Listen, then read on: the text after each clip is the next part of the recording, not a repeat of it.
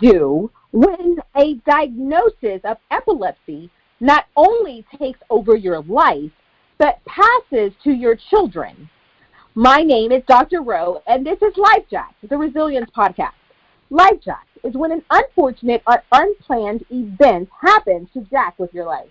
My guest for this week, Christopher Poshek, a true beacon of resilience and advocacy. Christopher has dedicated over 2 decades to navigating the challenges of epilepsy, both in his own life and through the journey of his daughter, who was diagnosed with the condition at just 1 year old. Together, they have faced numerous challenges, including the transition to different types of seizures and the additional hurdles of Crohn's disease and developmental delays. Aside from being a devoted husband for 22 years, a proud father, and a logistics specialist in the agriculture sector, Christopher has also made significant contributions to the community by serving on the boards of several nonprofits. With a personal commitment to advocacy, he has been sharing his family's journey with epilepsy, showing others how to empower themselves and their loved ones through open dialogue and education. In this episode, we'll dive deep into Christopher's resilience story, the lessons he's learned along the way, and the importance of not letting medical conditions define who we are. Sometimes life gives us lemons. Sometimes it gives us lemonade. Other times, it gives us something entirely out of left field that makes us say, WTF. But no matter what obstacles come, there is most often a way out on the other side, and we are once again victorious. My name is Dr. Rowe, and you are listening to my podcast about resilience. Every guest shares a tragedy to triumph story to give listeners like you the inspiration to push through every single day. Listen now as my next guest shares how they were life-jacked. Hi, Christopher. Welcome. Thank you so much for being a guest on my show. How are you?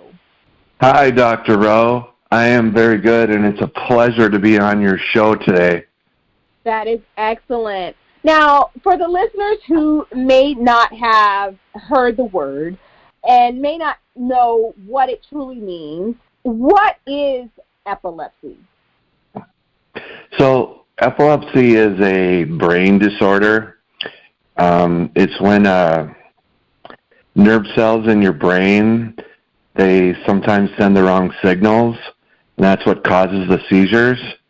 Sometimes it can be that the neurons send signals at the same time or much faster than normal. I like to liken it to a fireworks display going on in my brain when I have the seizures.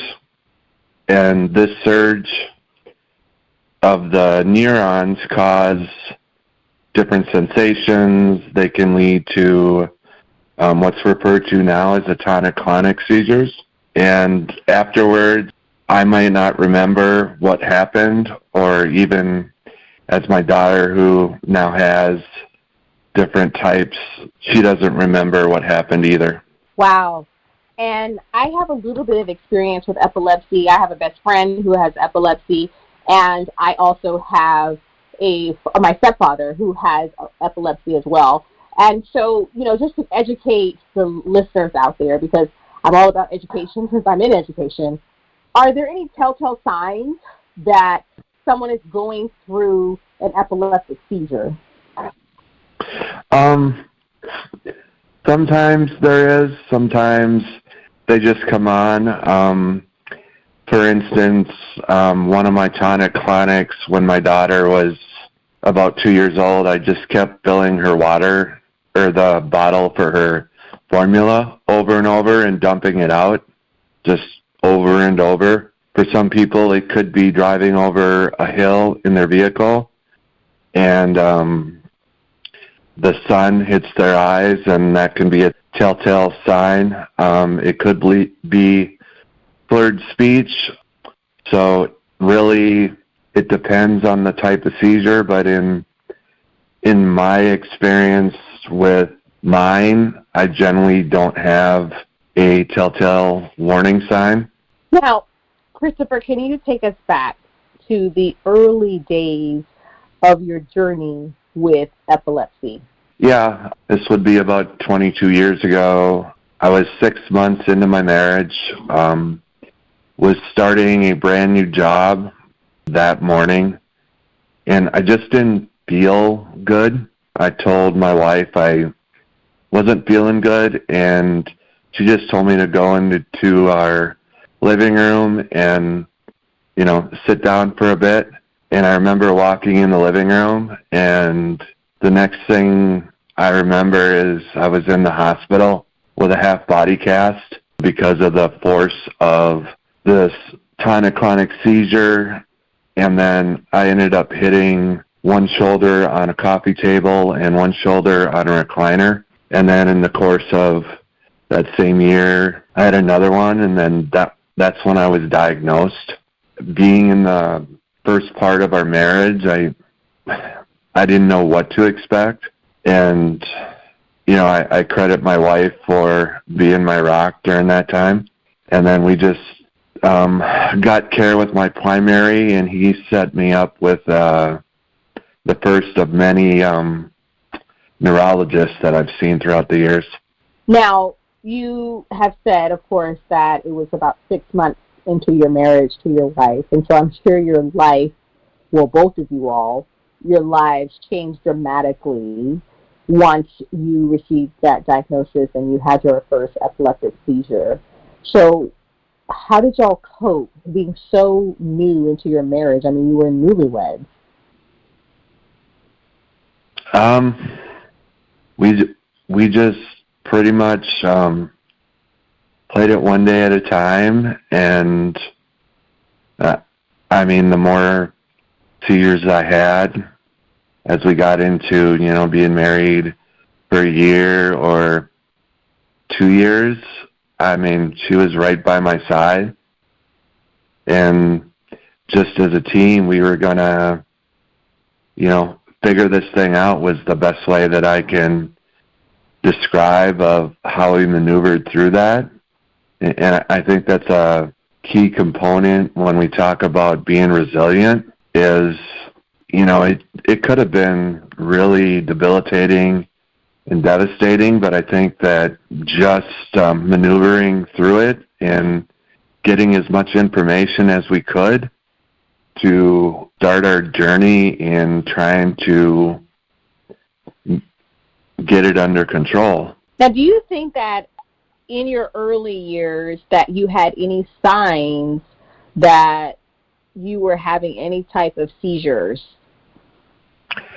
I don't think so. I can go back to high school, and I probably had a couple of concussions from football, but I couldn't say that there were any telltale warning signs that would have brought me to that conclusion that epilepsy and seizures was going to dramatically play a part in the early part of our marriage and the early part of our life, or our journey together. Well, the fact that you all decided to work together as a team is the true definition of through better or for worse. Wouldn't you agree? I would most wholeheartedly agree. Throughout the years, my wife and I have talked that, this was not something that we expected, but, those vows for better or for worse, I think early on were definitely put to the test. That is fabulous. Now, your daughter was also diagnosed with epilepsy at the age of 1. So Correct. What signs did you notice before receiving this diagnosis for her? We were noticing early on that there was a lot of staring off. And at that point, I had gone through a few of these absence seizures before having the tonic-clonics. So we kind of were already a little bit educated, but we noticed she was having 50 to 100 of these absence seizures a day. So, Wow. Yeah. So we were noticing these quite a bit, and I mean, if I'm being 100% honest, my mental health played probably, I don't want to say tricks on me, but just the fact that being a dad of a child that young, that, my mental health was, why does this have to happen to your child? Did I somehow give her this genetic disorder? And knowing that that's probably not the case, but at that time, that's what would roll through my head. But, as we started to notice the sheer volume of the seizures that she was having, that's when we took her in to get diagnosed, and she was diagnosed. And the same effect goes where my wife and I were a team in navigating my daughter being diagnosed with it, and throughout the years, we've gone through a battery of tests where actually at the University of Minnesota, we did genetic testing, my daughter and I, and found out that we had a deletion of a chromosome that they determined that was the most probable cause for epilepsy. And some people don't ever get a cause of why they have epilepsy. Now, I can understand what you're saying by communicating that your mental health played a part, because I have a son, my oldest, who has high-functioning autism, and one of the things that he would have was febrile seizures. Of course, his seizure was one-off, right? Like it was just one seizure, Right. A spike of a fever. But I couldn't even imagine if my son was having, like you said, the multitude of seizures that your daughter was having on a day-to-day basis.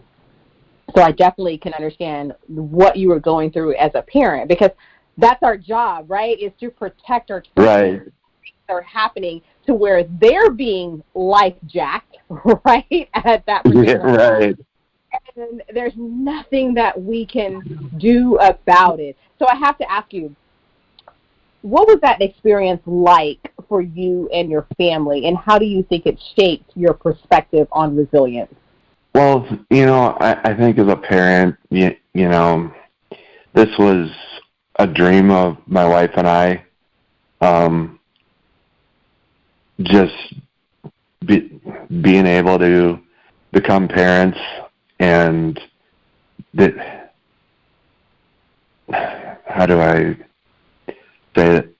I don't want to say I wanted the perfect child, but having already gone through this epilepsy and then seeing my daughter diagnosed, I guess my answer is kind of the same, in the fact that, we're going to be a team and, see our daughter through whatever we had to get her the care that she needed. That involved our first steps with contacting the Epilepsy Foundation of Minnesota to get more information. It entailed us, being kind of at the forefront of, when we're talking to, a neurologist, of being open and honest about what we are looking for. And that, there are a lot of a lot of tears shed by my wife and I. And as a guy, I'm not afraid to admit that there were a lot of tears shed as far as, what the future might hold for her early on. But we knew that when she was diagnosed that as parents, we had to be strong for her and eventually set her up with the tools to, down the road, looking at it, that she could do anything that she may want to set her mind to doing. Now, you and your daughter, throughout the years, you faced different types of seizures. Can you share how those experiences have evolved in the coping mechanisms that you have developed together? Well, mine they used to be called the grand mal seizures, which some of your listeners may not know, with the voluntary movements, the shaking. The new term is called tonic-clonic. And I have had absence seizures. For an example, one in particular I had for a series of absence seizures for 48 hours. I had emergency rescue meds in the hospital. And living in a rural area, there's never usually a neurologist on staff. So there'd be a couple occasions I had to ride in an ambulance for over 100 miles. In my daughter's case, she pretty much had absence seizures up until a week after her 16th birthday. And then she started having tonic-clonic seizures. She had quite a few from the age of 16 to 17, thought we had them under control, and then, a year and a half ago, she had one again, and just out of the blue. So hers changed dramatically, and I go back to being resilient of, talking to my daughter about, her medications, why her medications are important, why she takes them on a regular basis, even though I've heard from time to time over the years, how unfair it is that she has to take all these medications. And both my wife and I are pretty open with her as why these medications are needed and, why they're going to help her. And the same goes with me. I have open conversations about when I've had seizures, kind of what I'm feeling. So my daughter and I can both relate on that level. Now, you've been seizure-free for over 8 years now. Correct. Do you think there's anything that attributes to not having a seizure, and has it had any impact on your life or your family's dynamic? Well, it's definitely had a effect on my family's dynamic, because being seizure-free for that long, I've only ever accomplished one other time. Being a little bit longer, but it's, making sure I take my medications, and, before I go to work in the morning, my wife always asks, did you take your medications? And, I don't know if your listeners will relate or not, but you hear that on a consistent basis for however many years. It could seem like a broken record, but I appreciate that wholeheartedly, that she's always asking, and it's trying to get as much sleep as I can, be as active as I can. I've tried to eat healthier. I'm on I now see an epileptologist as opposed to a neurologist.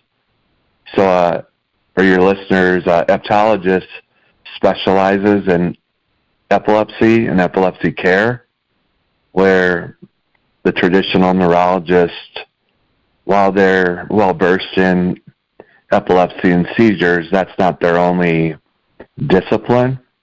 So I think seeing an epileptologist, and my daughter sees the same epileptologist as well. So I think that's helped tremendously, where I'm able to go to my doctor visits and we're able to have open conversations about, say it's 6 months since I've seen my epileptologist. I can talk to her and we have an open dialogue on, okay, well, how are you doing? Have you, do you think we should change the medication? Are you suffering any side effects from those? And I think that's helped tremendously. And with the family dynamic, as my daughter gets older, seeing me being seizure-free, and as I'm talking to Dr. Rowe, she hasn't had a seizure in close to a year and a half. She can look at me being seizure-free, and as she gets older and eventually wants to transition to living on her own, she can look and see, well, it is possible. And that's all we want for our kids, is to see that anything's possible. Most definitely. Now, support systems are crucial during challenging times, and I truly believe that. So can you tell the listeners a little bit more about the role your wife and your family have played in you all's journey with epilepsy, and that's with you and your daughter? Well, I refer to my wife and my daughter as my heroes. My wife especially, because obviously she was there when I had my first seizure and through my early diagnosis, and then with my daughter. And she, as a newlywed, I go back to that, she never signed on for that, but that was the card that was obviously dealt, and she's never wavered in her support and making sure that my care is, at the forefront, and my daughter's care is at the forefront. I truly believe that without my wife, I don't know where I would be as far as my health goes with epilepsy, or my mental health when it comes to this. So for that, I'm internally grateful to her. Our families know about our diagnosis, and it's hard because our families are so far apart from us that they don't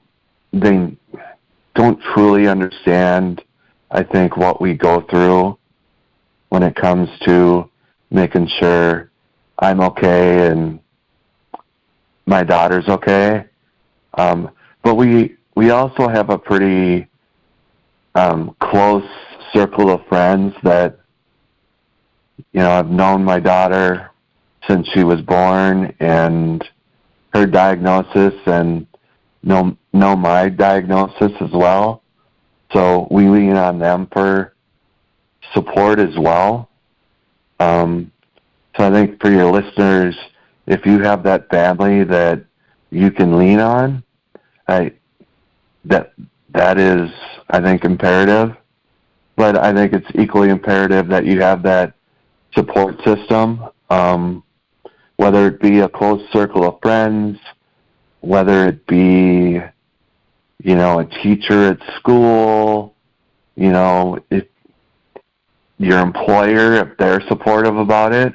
I think all of that plays into, your care. Now, you're involved in several, you're involved in advocacy work and serve on the boards of nonprofits. So what motivated you to take on these types of roles, and what impact do you hope to make through your involvement?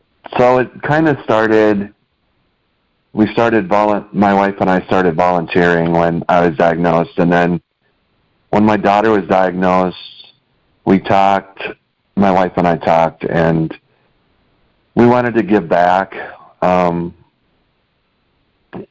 just through volunteering, I kind of just wanted to get more involved, wanted to speak to other families that are going through the same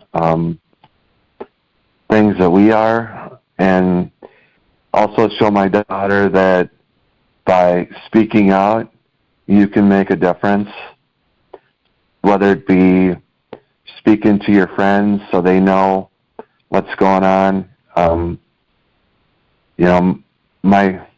My daughter made her school seizure smart during her senior year by educating her classes and classmates there. Serving on a board, I felt like I could truly make a difference in the rural communities in Minnesota where we live, because it's a lot harder, Dr. Rowe, to find a support system in a rural community than if you're in a metro area. So that's what led me to join the Epilepsy Foundation of Minnesota's board. And then for your listeners, Dr. Rowe, my daughter plays in a hockey league, Minnesota Wild Special Hockey, so it's for kids and adults with disabilities, any disability, whether it be autism, and obviously with my daughter, epilepsy, and joining the board was another way where I felt as a parent I could make a difference in making sure that any child or adult with disabilities could play sports just like anybody else. And with us being in the state of hockey, it was kind of a natural fit for my daughter. Besides her being a Special Olympics gymnast and now a Special Olympics swimmer, not to mention she swam the last 2 years during her high school swim career, which was a big, I want to say challenging for my wife and I when she decided that she wanted to go out for swim at the high school level, just because that's probably the most dangerous place you can have a seizure is in a pool. It's just being on these boards fulfill my heart so much, and I get to meet so many people that make me realize that my epilepsy is not nearly as bad as other families, but I'm able to connect with them and talk with them kind of, what we went through and to speak up. Well, it's truly amazing that your daughter, of course, is taking after you, not only as an athlete, but she has her own sense of advocacy because, of course she's brave, right? And she has her own, by being an athlete, she participates in the Special Olympics, and she's swimming, and she's playing hockey. But she has her own sense of advocacy because she has a comic book about a girl who plays sports with epilepsy. So can you share a little bit about that with the listeners? Yeah. She's 20 now, so she's 9 or 10. We got approached by the Epilepsy Foundation of Minnesota. This company, MetaKids, they create comic books based on different medical conditions, and they wanted to feature her in one because the foundation knew that she played hockey and thought she'd be a great fit. So she got teamed up with Chanda Gunn, who has epilepsy and was an Olympic goalie for the U.S. women's team. And she got to help design the comic book from start to finish, and then ended up debuting the comic at the National Epilepsy Walk in Washington, D.C., and she takes pride in if we're out and about at a volunteer event, or, say we're raising money at our local bank, she'll bring a couple comic books with, and she's got her autograph all down like an athlete. So, and the best thing I can relate about her comic book, not only is the video promoting it on YouTube, but when we were on the National Walk, the day it premiered, NFL Hall of Famer Alan Panecka, who has epilepsy and been under control for years, but he actually waited in line to get her book and for her to autograph it. So the comic book is just about a hockey player who has a seizure on the ice and decides she's going to give up playing hockey, and these MetaKids are able to go back in time and bring her to see Chanda Gunn playing and meeting. And then future in time, she comes back and plays hockey, and the comic book's still available. So I don't want to give away the ending to the comic book, but I feel it's an inspirational one to show that just because you have epilepsy doesn't mean you can't play sports.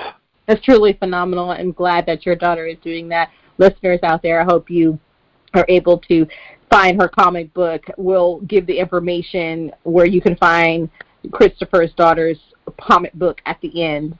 So, Christopher, in your opinion, what are the best ways to build resilience, and what advice would you give someone struggling with their own mental health challenges as they struggle to build resilience? Well, I think with mental health challenges, I think it's having a support system in place that you can sound off to when you might be feeling down. And that could be family members, spouses, circle of friends, like I stated. I think building connections is a big part of having resiliency. So that's, connecting with people that understand, what you're going through and validate your own feelings. It could be joining, a group, whether it be a connect group, a support group. I think being resilient means, taking care of yourself, whether it being, eating better, getting more sleep, trying to reduce your stress. I would say being resilient is making sure you're not doing anything negative to mask, if you're having mental health issues. I think a big thing with resiliency that I found is finding a purpose. and that goes back to what we talked about, Dr. Rowe, about me being on nonprofit boards and being an advocate and all that. I think it gives you a sense of purpose. You help other people get that sense of purpose and empower them. And then it's also setting goals, I think. I know that in my epilepsy journey and my daughters, we have goals of, if we don't feel that the care that we're getting is to our liking, we speak up about it, or, we'll search out a second opinion, because I think that's important. You just shouldn't settle for a diagnosis and that's the way it's going to be. And that goes too with in the school system. And again, it's being your own advocate.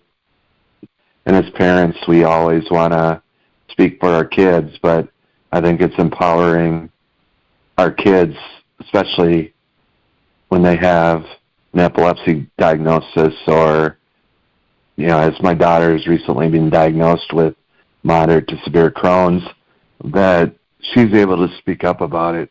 And I think it's just, keeping things in perspective and trying not to feel like you're overwhelmed.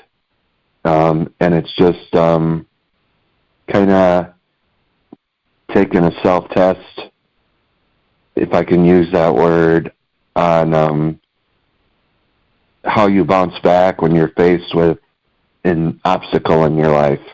No, absolutely. And I think it's so important that you do be an advocate for yourself within being diagnosed with a disability, because if no one else is fighting for you, you definitely need to fight for yourself. So yes, I couldn't agree with you more that is so important. Now, Christopher, I can't even believe that time is up. It's just been such a wonderful conversation. So I want to say thank you. Yes, thank you for sharing your incredible story with me and the listeners on this episode. Your journey is truly inspiring. So how can listeners find and connect with you, and also how can they get a copy of your daughter's comic book? Well, they can connect with me. I'm on Facebook and social media, or Facebook and Instagram. Just search for Chris Poshek. And you can also, we have a page. It's called Team Hannah's Heroes, where we post different inspirational quotes, stuff in the epilepsy community, Special Olympics, just anything that we feel that would be of benefit to people. So that's another way to find us. Obviously, the page is named after my daughter, and I'm the social content manager, so I'm the one that posts everything. So, and then to find the comic book, if you just go to metakids.com, you should be able to find it on the site there. And they have all sorts of different medical conditions. They have a full series when it comes to epilepsy. And if you're not able to find it there, they can get in touch with me, and I can make sure that they get copies sent out, and even autographed copies as well, because Hannah loves to autograph her books. So, well, any last words of encouragement for the listeners? My last words of encouragement are, if you have a sudden change in your life, you don't know how resilient you are till you're faced with that, whether it be epilepsy or any other change, and know that with the support system you put in place, or yourself. Know that this change is just a little piece of yourself and your life, and you can do anything that you set your mind to. Don't let a change at the time that might be scary define who you are, and just be an advocate for yourself and your children or any family members. And again, Dr. Rowe, thank you for having me today. No, most definitely. And Chris, I hope your message continues to empower those in need. Again, I want to say thank you for being with us on Life Jack, the Resilience Podcast. And I want to wish you and your family nothing but blessings and abundance. Please take care. You too, Dr. Rowe. Once again, thank you for having me. Christopher Poshek, everyone. Be sure to join me next time for more uplifting stories and insights on resilience. Until then, keep pushing forward, embrace the journey, and remember that every setback can lead to a greater comeback. Dr. Rowe, signing off.